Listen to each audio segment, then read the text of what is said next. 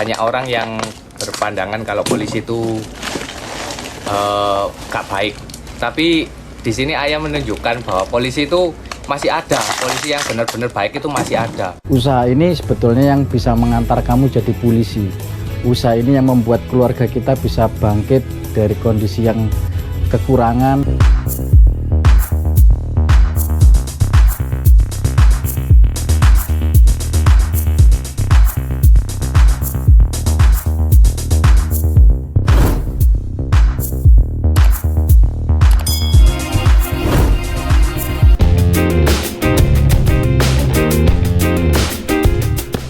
Kejahatan yang dilakukan oleh oknum-oknum kepolisian yang bejat nampaknya ibarat fenomena gunung es yang terlihat di permukaan hanyalah secuil saja. Sepak terjang oknum-oknum bejat itu bisa lebih merusak tatanan negara ini dibanding kejahatan teroris kelas teri.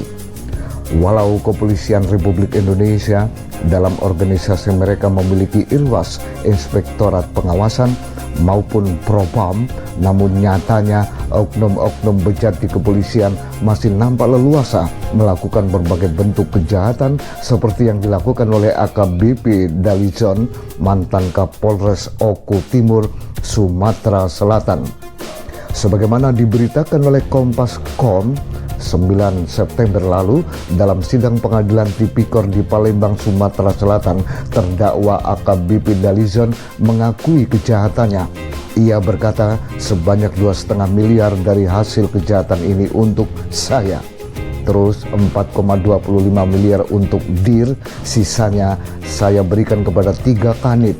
Terus ada 500 juta fee untuk Hadi Chandra, jelasnya.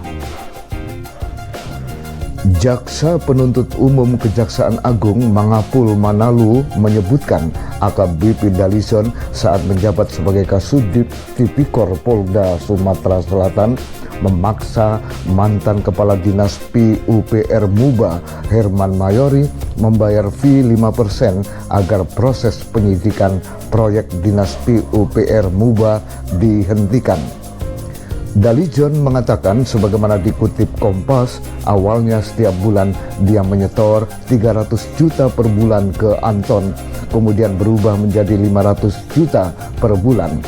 2 bulan pertama saya wajib setor 300 juta ke Pak Dir Anton Setiawan. Bulan-bulan setelahnya saya setor 500 juta sampai jadi Kapolres. Itu jatuh temponya setiap tanggal 5, ujar Dalizon.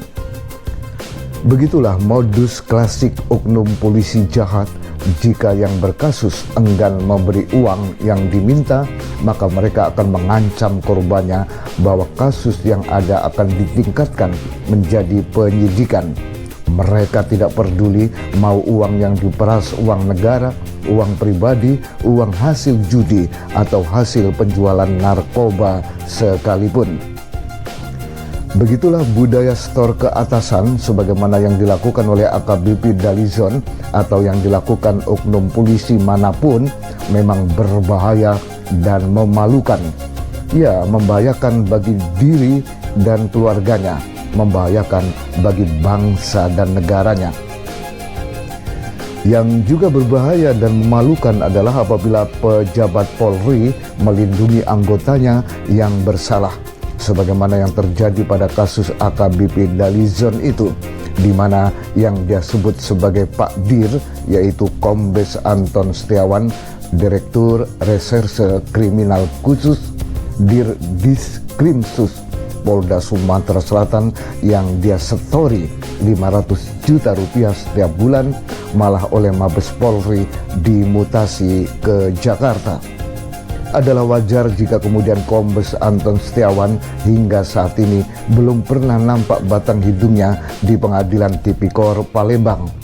Dalam konteks ini, maka bisa dipahami jika kemudian Ketua Indonesia Police Watch IPW Sugeng Teguh Santoso berpendapat bahwa Baris Krim Polri terkesan melindungi anggotanya yang terlibat korupsi.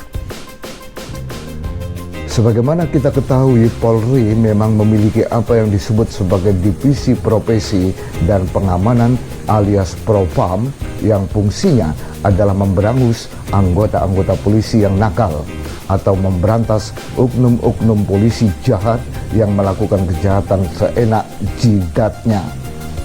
Propam juga menangani oknum polisi yang mengabaikan tugasnya.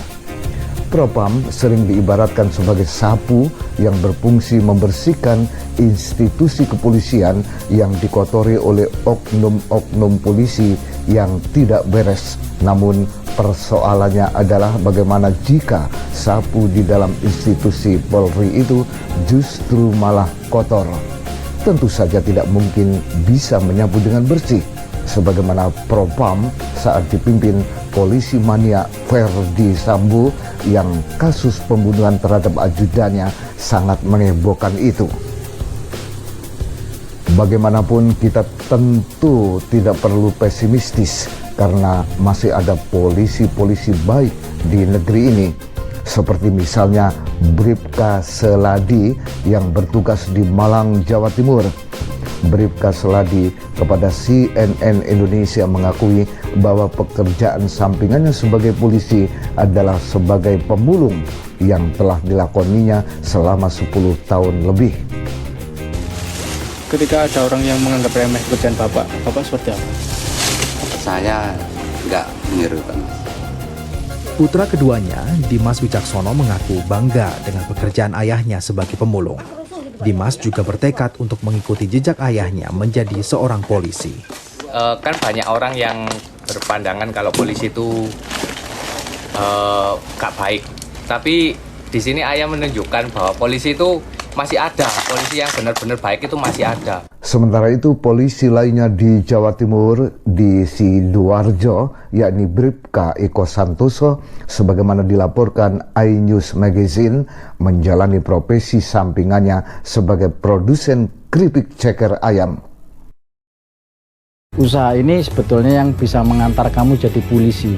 Usaha ini yang membuat keluarga kita bisa bangkit dari kondisi yang kekurangan, bisa sampai cukup seperti ini adalah karena dari bisnis ini.